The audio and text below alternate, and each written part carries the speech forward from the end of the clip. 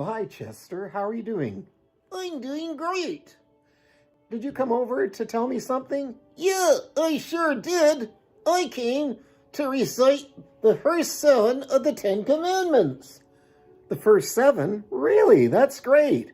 And I'm going to do it in front of the company. Our company? Where? Right there. Oh, hi. How are you doing?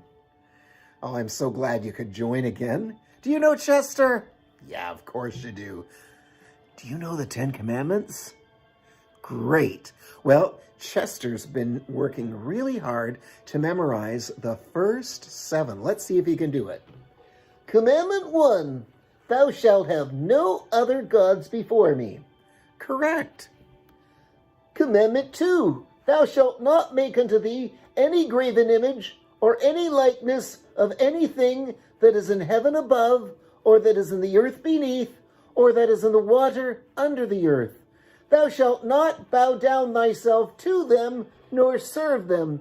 For I, the Lord thy God, am a jealous God, visiting the iniquity of the fathers upon the children unto the 3rd and 4th generation of them that hate me, and showing mercy unto thousands of them that love me, and keep my commandments. Correct. Commandment 3, thou shalt not take the name of the Lord thy God in vain, for the Lord will not hold him guiltless that taketh his name in vain. Correct. Commandment 4, remember the Sabbath day to keep it holy. 6 days shalt thou labor and do all thy work, but the 7th day is a Sabbath of the Lord thy God. In it thou shalt not do any work, thou, nor thy son, nor thy daughter, nor thy manservant, nor thy maidservant, nor thy cattle, nor thy stranger that is within thy gates. For in 6 days the Lord made heaven and earth, the sea, and all that in them is, and rested the 7th day. Wherefore the Lord blessed the Sabbath day and hallowed it. Correct. Commandment 5, honor thy father and thy mother, that thy days may be long upon the land which the Lord thy God giveth thee. Correct. Commandment 6, thou shalt not kill. Correct. Commandment 7, thou shalt not commit adultery. Correct. Well, that's all 7. And you just have 3 more to learn. That is great, Chester. I'm really proud of you. But what's the 8th commandment? Well, the 8th commandment is right here. And the 8th commandment is, thou shalt not steal. Exodus 20, verse 15. Well, that makes sense. I would never, ever steal money from the bank. Well, that's good. But you know, Chester, all stealing is wrong. All stealing is wrong? Hey, well, I know that stealing from the bank is wrong, and stealing from my mother's purse is wrong, but it's okay to steal from my sister, right? Oh, no, it isn't. Yes, it is. No, it isn't. Yes, it is. No, it isn't. Yes, it is. No, it isn't. Yes, it is. Yes, it is. No, it isn't. Aha, got you. But why? She's just my sister, and she bugs me sometimes. I only steal from her when she bugs me. Well, Chester, it's never okay to steal from anyone. All people are made in the image of God and should be treated with respect, and their property should be treated with respect. What's property? Well, property is anything that you own. For example, if you stole my glasses, that's my property. If I stole your hat, that would be your property. It's something that you own, that you possess. Oh, but I only took a little teeny tiny itty bitty piece of gum from her bedroom. It was really small. That doesn't matter, Chester. You need to respect your sister's things and not take what doesn't belong to you. Respect other people's things and not take them? Is that what the 8th commandment requires? Well, yeah. Here's what the Catechism says the 8th commandment requires. The eighth commandment requires that we pursue lawful and useful work to provide for our needs and for those unable to provide for themselves. What's lawful work? Well, lawful work is work that is allowed by law. Honest work, moral work, good work. You mean that my job can't be illegal? You mean that I'm not allowed to be a bank robber if I want? Chester, you know better than that. Whatever work you do to earn money, it must be lawful and honest. We must all work, but whatever work we do, you must never cheat anyone or do something that would get you in trouble with the police. What's useful work? Well, useful work is work that helps other people. Cleaners, computer programmers, carpenters, secretaries, teachers, cooks, homemakers, musicians, plumbers, all do things that help people. Whatever work we do, we should make sure that it is something that helps someone else. Is everyone supposed to work? Well, everyone should do some work as far as they're able. When you're little, you might learn how to carry your plate to the sink so that your parents can wash it. Later on, you might learn to wash the plates and dishes yourselves. Or you might learn to make your bed every day. You know, adults must do a lot of work. Sometimes people work at home. Sometimes adults leave home for the day to work for other people. And when we work, we should always make sure that we do a good job. Do we have to do a good job too? I'd rather just do a sloppy job and get it over with. Oh no, we have to do a good job. Proverbs chapter 27 verse 23 says, "Be diligent to know the state of your flocks and attend to your herds." Flocks and herds? What are they? Well, flocks of sheep and herds of cows. We must take good care of our flocks of sheep and our herds of cows.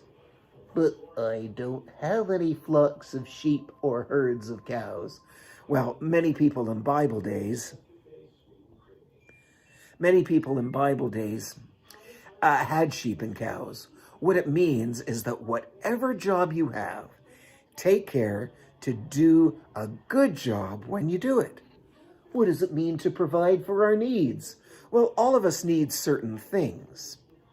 For example, we all need food, shelter, meaning a roof over our head, whether it's a house, an apartment, or a tent. We need clothes. All these things are things we need, and we need to buy them. God commands us to work and do things for other people to earn money so that we can buy the things we need instead of just stealing them. Oh, why can't we just earn money by playing? I'd rather play. Well, playing is fun, but it doesn't really help anyone. But when we work, we do something that someone else wants or needs. Then they pay us money for the work we do. If we work for our pay, then we don't need to resort to stealing to get things we need. So let me see if I've got this right. We work for our money, and then we don't have to steal to get the things we need. That's right. You know, it says here in Ephesians chapter 4, verse 28, "Let him who stole steal no longer, but rather let him labor, working with his hands what is good, that he may have something to give to him who has need." Hold it! We're supposed to work for our money so that we can give to others? But I want to keep all my money. I earned it myself. It's mine. You can keep some of it for yourself, but we must remember that there are people who cannot work and cannot earn money to buy anything. Sick people, very old people, babies, little children, poor people. And when we work, we must also remember to help those who need it. But if I give away my money, I won't have as much for myself. Yes, but the Bible commands that we help out those who are poor. Leviticus chapter 25, verse 35 says, "If one of your brethren becomes poor and falls into poverty among you, then you shall help him like a stranger or a sojourner, that he may live with you." But if I give money to the poor, what if I need money later? I won't have money to help me. Well, first of all, you don't need to give away all your money, but you do need to give away some. Remember, Deuteronomy 15 verse 10 says, "Give generously to them and do so without a grudging heart. Then, because of this, the Lord your God will bless you in all your work and in everything you put your hand to." You see, if you work hard and help out the poor, God will provide for your needs. Is that what the Catechism means when it says that we are to do useful work so that we can provide for those who cannot provide for themselves? Exactly, Chester. By the way, where'd you get that hat you're wearing? It's nice. Yeah, it is. I found it in the hall at school on the floor. I liked it, so I picked it up and wore it here. Oh, but Chester, that's stealing. But I don't know who it belongs to, so I can't give it back. Does your school have a lost and found? Yes, But nothing. Chester, you need to return that hat to school and put it in the lost and found. How would you feel if someone found your hat and took it? Well, I wouldn't like it, but... Oh, does the Bible say I have to do this? Yes. In Deuteronomy chapter 22 verses 1 to 4, it says, "You shall not see your brother's ox or his sheep going astray and hide yourself from them. You shall certainly bring them back to your brother. And if your brother is not near you, or if you do not know him, then you shall bring it to your own house, and it shall remain with you until your brother seeks it. Then you shall restore it to him." That means you shall give it back. "You shall do the same with his donkey, and so shall you do with his garment." What's a garment? Garment is clothing, and this hat, my friend, is clothing. Oh, boy. Okay, and with any lost thing of your brother's which he has lost and you have found, you shall do likewise. You must not hide yourself. You shall not see your brother's donkey or his ox fall down along the road and hide yourself from them. You shall surely help him to lift them up again. I guess I'll have to return it to the school lost and found. But would you want someone to do the same if you had lost your hat? You'd want somebody to return it. I guess I would. Remember what Jesus said in Matthew chapter 7, verse 12. "In everything, therefore, treat people the same way you want them to treat you, for this is the law and the prophets." Okay, I'll return it. I guess the command against stealing means a lot more than just not robbing banks. But what did Jesus have to say about people who steal? Well, Jesus did not like stealing at all. You know what? In John chapter 10, verses 7 to 10, it says, "Then Jesus said to them again, 'Most assuredly I say to you, I am the door of the sheep. All who ever came before me are thieves and robbers, but the sheep did not hear them. I am the door. If anyone enters by me, he will be saved and go in and out and find pasture. The thief does not come except to steal and to kill and to destroy. I have come that they may have life and that they may have it more abundantly.'" Jesus says that he's a door? Well, when Jesus says that he is a door, it's a metaphor. A door is a way inside. The people of God are like sheep, and we follow Jesus just like sheep follow the shepherd. When it's time for the sheep to go home, the door to the sheepfold is opened, and the sheep go inside the doorway to their home. In the morning, the door is opened, and they go out through the door, and then they eat the grass outside. Jesus is the door, because he is the way into salvation. Jesus died on the cross for our sins and rose from the dead so that we could be saved. If we believe in Jesus, we have gone through the door that leads to salvation. That's how Jesus is the door, because he's the way to salvation. But where does the thief come into the story? Well, people that teach you that you can be saved in any other way than by Jesus are called thieves and robbers. Thieves and robbers? Why? Because they are trying to steal the sheep away from Christ. And if a person tries to be saved by trusting in anyone other than Jesus Christ, they won't be saved. They won't go to heaven. No wonder Jesus calls these false teachers thieves and robbers.